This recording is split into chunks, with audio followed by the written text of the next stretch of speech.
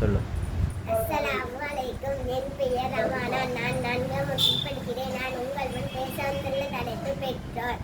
இறைவன் அடுத்தபடியாக நாம் அதிகம் கடமைப்பட்டிருப்பது நமது பெற்றோருக்குத்தான். நமக்கு பெயர் முகவரியும் கொடுத்து நம்மை இந்த அளவுக்கு வளர்த்தெடுத்த நம் பெற்றோர்களே, இறைவன் அடுத்த அந்தஸ்தில் பெற்றோரை நிறுத்தி அவர்களுக்கு உபகாரம் செய்வதை, பணிவிடை செய்வதை, பணிந்து நடப்பதை கடமையாக ஆக்கியுள்ளான். இது குறித்து இறைவன் பின் வருமாறு கூறுகிறான்: என்னை தவிர வேறு யாரையும் வணங்காதீர்கள், பெற்றோருக்கு உபகாரம் செய்யுங்கள் என நமது இறைவன் கட்டளையிட்டுள்ளார்.